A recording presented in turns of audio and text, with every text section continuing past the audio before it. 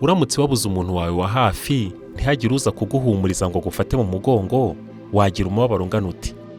Kuki se iyo abantu baje kukwegera bakaguhumuriza, bakakwereka ko nabo bababajwe n'ibyakubayeho, bakagukomeza bakakubwira ko bibaho, ariko ko ugomba kwirinda guheranwa n'agahinda, kubera icyo uko iminsi igenda ishira ka gahinda kagenda kagabanuka, bikagera aho gashira kandi wa muntu wabuze ataragarutse? Umuntu ufite umutima washenguye n'ibibazo yahuye nabyo, umuntu warakaye cyangwa ufite ubundi bwoko bw'amarangamutima y'umubabaro muri we, kubera iki yabonye umuntu umutega amatwi akamuganiriza akababaro yagize, kuki bituma yumva agenda aruhuka muri we, nuko iminsi igenda ishira wa mubabaro ukagenda ugabanuka? Professor Dr. Eugene Rutembesa ni inzobere mu mitekerereze ya muntu, akaba anabifitiye impamyabumenyi y'ikirenga. Yagiye ayobora ubushakashatsi bunyuranye ku mitekerereze ya muntu no ku buzima bwo mu mutwe muri rusange, yaba mu Rwanda no ku rwego mpuzamahanga.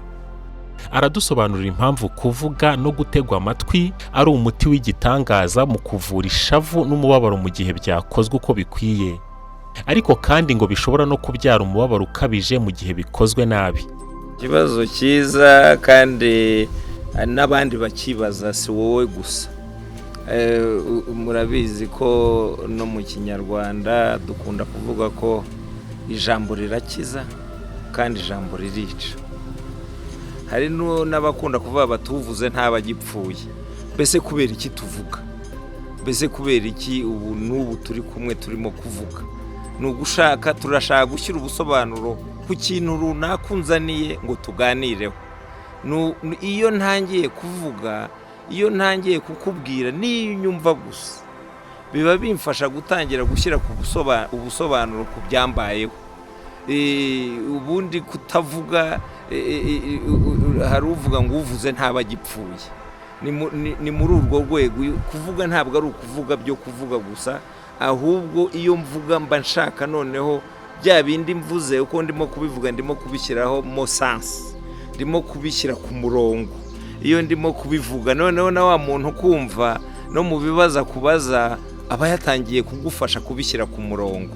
Iyo ikintu nk'icyo kikubayeho, umuntu arakwanze, ubuze umuntu wakundaga, mu mutwe wawe birivanga, ugasanga uratekereza iki, mu kandi kanya uratekereza iki. Muri kwa kuvuga ufite umuntu kumva uwo ari we wese, buryo yatangiye kugutega amatwi, buryo umuntu agirwa n'abandi. Iyo umuntu rero yatangiye kukubwira ati mbwira ndakumva, ndimo kukumva, ndi hafi yawe, icyo ni ikintu gikomeye cyane, kuko aba yakwiteguye ngo akumve, kuko hari abandi bakumva batakumva. Icyo gihe birakomeretse. Reka ngoye nk'urugero, ntabwo ari ugupfa kuvuga cyangwa no kubwira no gupfa kubwira umuntu uwo ari we wese. Buryo ubwira umuntu akenshi, kereka iyo wageramiwe, ubundi ubwira umuntu ufitiye icyizere, ubwira umuntu wawe, ubwira umuntu wumva koko yavuze ati ndakwiteguye, mbwira ndumva. Ariko rero noneho twumve, hari abakora kuri aka kazi, abandi baravuga ngo kuganira se birakiza. Nuko binakiza, kuko iyo turimo kuganira, kuko iyo turimo kuvuga, ubu nurangiza iki kiganiro uragenda hari umurongo wamaze kubona n'ibibazo uzongera kubaza, niyo yaba atari domaine yawe uzaba wamaze kumva uko bigana, kubera ko wabonye umwanya wo kuvuga cyangwa kumva ibyo mvuga. Aho rero ni ikintu gikomeye. Hari rero abantu bajyamo, kuko nshobora kuza mu kazi kubera ko ngashaka, kubera ko nari umushomeri, ariko nkakazamo ntiteguye gukora ako kazi n'ibyo kansaba. Kwa kundi nyine mvuga nti ariko se nzajya numva abo bantu bose bafite ibyo bibazo bitandukanye mbivemo, ibyo umbwiye bigaca bigasohokera wowe urimo kumbwira, birakugendekera bite? Birakwica kurushaho. Mu Kinyarwanda dukunda kuvuga tuti yanyumviye ubusa. Dutinya no kuvuga no mu bintu bisanzwe, waho cyagiye urimo kuvuga uti uriya muntu ngiye kumusaba ikintu, ngiye kumusaba antiza imodoka cyangwa anguriza amafaranga gato, hanyuma unazi ko ayafite, sibyo? Ariko yarangiza agasa n'ukugira atari ku bundi se mwebwe mwagiye mwizigama, mwagiye mugira, ubwo urumva aragukomerekeje kurusha uko wari umeze mbere. Aho rero hari ikintu gikomeye cy'umuntu ugiye le destinataire, ninde ngiye kubwira, mbese uwo ngiye kubwira aricaye koko anteze amatwi, kandi iteka nta n'ubwo ubwira umuntu, iyo umbwira ubu ntegerejeho iki, ubu ntegerejeho roturu, ubu ntegerejeho ko ngira icyo, ntabwo ari ukumva gusa ngo nendangiza nkubwire nibyo nabyumvishije genda, ubu ntegerejeho feedback. Iyo roturu rero nicyo kintu gikomeye, nuko gutega amatwi nacyo gifasha mu buzima, kandi icyo gihe cyose gikuru nuko iyo turimo kuganira iteka tuba dushaka gushyira sanse ku byo turimo kuvuga no gushyira umurongo ku byo turimo kuvuga. Profesa Dr Eugene Rutembesa aradusobanurira impamvu abajyanama ku mitekerereze ya muntu ari ba psychologue cyangwa ba psychologist kuri we abagereranya n'ingaranti bamenamo ibishingwe. Akanavuga ko kandi burya ngo n'inzobere ku mitekerereze ya muntu nabo hari igihe bajya bahungabanywa n'ibibazo by'abandi bantu bumva, ngo akaba ariyo mpamvu nabo baba bakeneye ubufasha bw'abandi bajyanama ku mitekerereze ya muntu bagenzi babo. Wenda umuntu yahera no ku buzima bwacu busanzwe, uzarebe iyo muri kumwe n'abantu museka, niyo waba ubabaye ugira uryo ukumva ba bantu baragukongeje, urasetse ukishima muri ako kanya. Ngaho noneho dutekereze rero guhora ubana n'abantu bababaye, bakubwira ibibabaje, bakubwira ibiteye agahinda, bakubwira intimba ku mutima bafite n'ibikomere bafite. Birumvikana ko iyo uri umuntu wanabyiyemeje kuko gufasha abo bantu bafite ibikomere bitandukanye bahuye, wari utanze urugero rw'abafatwa ku ngufu, ni igikorwa kirenze n'ubunyamaswa. Urumva rero igihe jyewe ndimo kubyumva nanjye bigira icyo binkoraho byanze bikunze. Urundi rugero wenda umuntu yatanga rworoshye ni igihe tugiye gutabara abantu babuze umuntu bapfushije, uzarebe bwa buhamya batanga, usanga twese bugira icyo budukoraho. Usanga umwana utanze ubuhamya ku mubyeyi we, umubyeyi utanze ubuhamya ku mwana we, usanga bikongeje ba bantu bose.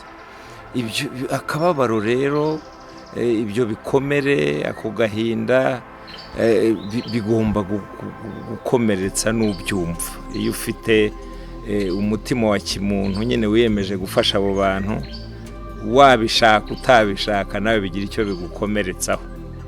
Iyo rero ubigumanye, ukumva uyu munsi wa mbere, ejo ukumva uwa kabiri, ejo ukumva uwa gatatu, gutyo ntacyo ubikoraho, nawe bigera aho ngaho bikakuzura, bigatangira nawe bikaguhungabanya n'abantu bakabibona. Nk'abo rero tuvuge bose, ari abashinzwe ihungabana, ari abashinzwe ubuzima bwiza bwo mu mutwe, bo iyo utabyitondeye ikiba gisigaye nuko bagaragaza bya bimenyetso bumvishije, ntaryame ngo asinzire, akarara arimo kumva mu mutwe bya bindi byose bya A na B na C bamubwiye, ntarye ngo kuko ukuntu bamubwiye n'ibyabaye kuri uwo muntu arumva nta peta afite kubera ko nanone aracyari hahandi no ku byo bamubwiye. Agatangira kujya aryama, ubwo ni babandi ndimo kukubwira bahungabanye, agashikagurika akabona ya mashusho uko bamubwiye nawe aragarutse. Ubwo urumva ko icyo gihe kaba kamubayeho, icyo gihe aba yatangiye kugaragaza ibimenyetso bya wa wundi yafashaga. Uko gucanganyikirwa rero, iyo stress umuntu agira, akazi ntiyongere kugakora uko yagakoraga, kwiga ntiyongere kwiga uko yigaga, imibanire n'abandi igahinduka, kandi ubundi wari umuntu usabana bikaguhindukana. Icyo gihe nibwo ugenda ukavuga uti mbwira bimeze bite, byangendekeye bite. Noneho umuntu agatangira kukubwira ibyo wabonye, ibyo wumvishije, ibyo bakubwira, kuko uri umuntu ufite ubumuntu bikugiraho ingaruka. Aho rero niho dushaka umwanya wo kwicara kugira ngo dusase inzobe nk'abaprofesiyoneri. Hakaba hari ibanga ririmo cyane noneho yo muri buriya buzi dutandukanye, hari abakubwirana na shefu wabo ko ari we ntandaro y'iyo stress yo yamugize, yamutesheje umutwe. Icyo gihe ukamenya uko ubyifatamo, ariko kandi ukamenya ko utagomba no kumuvamo kuko umuvuyemo aho yakubwiye muri iryo banga wamuhaye n'umwanya wamuhaye n'ahantu wamuhaye, icyo gihe bashobora kumwirukana, nanone ukaba akazi wakoraga ahubwo ukangije kurushaho. ahubwo saba busikoroge ko numva bakora akazi gakomeye cyane, hari amabanga ateye ubwoba abantu batinya, kuko mu muco wa Kinyarwanda urabizi ko abantu ntago batinyuka kuba yabwira umuntu, barahisha mu muco wacu, ariko umuco ugenda ukura uko iterambere riza, ko tugenda tubona abahanga mu mitekerereze ya muntu nkamwe bagatanga umusanzu wo kwigisha, byanze bikunze hari ikintu bihindura, ariko haracyari urugendo rurerure. Nkibaza mu buryo bwo kubika amabanga, nkamwe mushinzwe kumva ibibazo bikomeye bimwe bisaba kugira ibanga, kuko ni akazi nk'uko umuganga adashobora kuvuga ngo navuye umuntu mu myanya y'ibanga runaka, umuyobozi runaka urwaye. Iyo habaye nk'umwe mu bavuramitekerereze, niko njye nkunda kubita, iba yacikwa akamena nk'ibanga, bigenda bite nk'iyo acitswa akamena nk'ibanga ry'umuntu waje kumugisha inama, musaba uko inzira yacamo kugira ngo yivane muri uwo mubabaro wo mu mutima, akabyumva nk'ahandi? Aho niho ruzingiye kubera ko kimwe mu maprincipe tugenderaho ni iryo banga, ni naryo rituma dukora twebwe. Ntabwo ari urushinge ruri butume nkora, ntabwo ari mikorosikopi ituma ndimo gukora, ukora ni jyewe ukomeze mu buryo niteguye kukumva, ariko no mu buryo niteguye kukubikira ibanga, kuko iyo ryagiye hanze kaba kabaye wa muntu ubumwishe kabiri, ubundi ahandi birahanirwa. Muri ibyo bita nk'abaganga, ibyo bita za ordre de médecin, baramutse bakureze kubera ko wamenye ibanga runaka bikaguhama, na ya sosiyete wakoreragamo, ya partenance wari ufite barakwejegita nyine, bagukuramo kubera ko watatiye igihango wiyemeje. Icyo gihe rero niho twebwe, kubera ko ari twe ubwacu tuvura, nuko twitwaye n'ibyo dukora, nuko twumva abantu n'icyo tubasubiza, niho rero ruzingiye. Nicyo gituma bijya bibaho, hari igihe bishobora kuba, uzarebe no mu bushakashatsi, dushobora kuvuga kuri wowe ariko ntituvuge izina ry'uwo muntu, tukavuga hari umuntu twahuye urwaye gutya yagize ibibazo binibi, kugira ngo siyansi itere imbere. Ariko ikintu tugendera biteka nuko nta elema n'imwe ushobora gushyiramo yatuma wa muntu bamumenya. No mu bushakashatsi abenshi babikoraho, n'abaganga basanzwe hariya bakoraho bakandika, ariko ukaba uzi ko udashobora kugira ngo wa muntu iyo myirondoro ntuyishyiramo, iyi zina iyo rivuze uvuga pseudonyme idagira aho ihurira nawe, etc. Icyo rero nicyo gituma abantu bakora, icyo nicyo gituma principe ya mbere tugira ni do not harm. Gukomeretsa, uramenye ntuzakora ikintu gikomeretsa umukiriya wawe. Ubundi niwo murongo ngenderwaho wa twese, ariko abantu n'abantu, acitswe akabikora, icyo gihe urumva ni ikosa rikomeye, kuko ibyo wiyemeje kubaka ni wowe urimo kubisenya. Icyo gihe rero iyo byabaye nyine abagomba gufatirwa ingamba zindi nawe ibihano. Hari n'abandi noneho rero babyumva ukundi gutangaje, akumva ko umuntu wize imitekerereze ya muntu ari umuntu utagakwiye guhembwa, ari akazi nyine k'ingenzi, kuko urumva yumvisha ibibazo bye bikomeye, agufasha kubishyira ku murongo, amarangamutima yarayaturisha, agusubiza mu buzima busanzwe, ariko akumva ko atari akazi kishyurwa, kandi n'ubuvuzi rwose bw'imitekerereze. Ubwo ndibaza ko baragenda bisobanukirwa uko ubukangurambaga bugenda bukorwa. Wari wagarutse ku muco nyarwanda, uko duceceka, tudakunda kuvuga ibyacu, ariko burya ubutari wageramirwa, kuko urugendo tumaze gukora kuva muri 1995 nyuma ya jenoside ni rurerure, kuko icyambere abantu batinyaga nuko dufata umuntu ufite ibibazo byo mu mutwe, dufata umuntu wahungabanye, dufata umuntu ufite bwa burwayi tuzi bwo mu mutwe, abenshi abo bitaga murabizi abasazi, baba bavuga yuko umuntu warwaye mu mutwe, iyo ni imitekerereze itariyo, ko iyo warwaye mu mutwe biba byakurangiranye, ko iyo warwaye mu mutwe utazongera kuba umuntu nk'abandi. Ntabwo ari byo.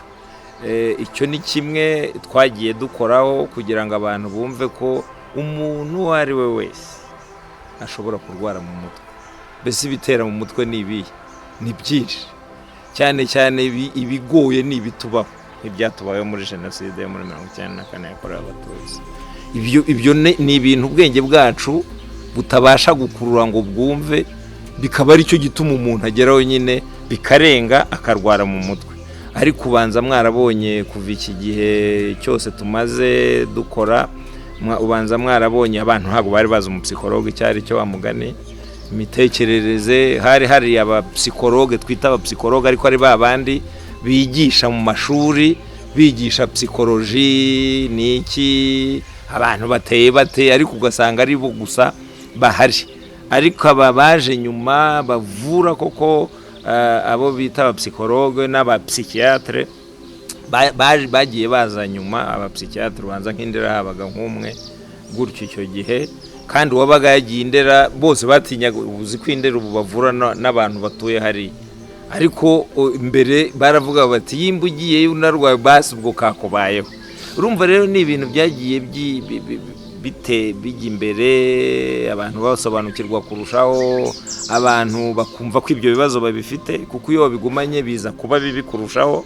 N'iyo stress twatangiye tuvuga yo ku kazi ijyana abantu, ishobora kukujyana Indera, kuko nyine ugenda ubibika ni nka cya kibindi paf kikaza guturika nyine, kubera ko wagifunze bigakomeza umwuka ukazamuka ukabura aho uca, bigera aho ngaho bigaturika. Ubu rero abantu, icyo nabonye ari ikintu cyane kijyanye na stigma, gukerensa abantu barwaye, ni ikintu kirimo kugenda kigabanuka mu muryango nyarwanda, akaba ari ikintu cyiza. Icya kabiri nibyo ni nacyo gituma nyine twebwe tumeze nka ngiye kubigeranya n'ibintu bigoye wenda bitagera cyane, ariko urabona imyanda, aho bashyira imyanda, urumva ibyo byose bibi ni imyanda biri mu muntu, we baraza bakayigushyiramo. None se biriya bimodoka byo bijyana imyanda ntibijyana bikayijugunya? Natwe rero tuba dukeneye ko ibyo badushyizemo bibi, iyo mibabaro, ako gahinda n'iki, natwe tugira kanari cano tubijyanamo. Niyo ngiyo kuri level ya kabiri iba ikeneye yuko abantu babaha umwanya, abakora ako kazi, kugira ngo nabo babone aho bevacuwa iyo ntuza. Usanga rero iryo banga batuziho ari ryo rituma na wa muco nyarwanda ugiye kukubwira koko n'uwawe n'ukwizeye. Ikintu cya mbere rero twubakiraho ni icyizere tugomba kugera muri abo bantu. Nibyo. Bwana Prof, turabashimiye cyane kubw'uyu mwanya, kandi ndizera ko ikindi gihe tuzatubakenera ibitekerezo nk'ibi byubaka muzajya mutwemerera. Nta kibazo. Murakoze cyane.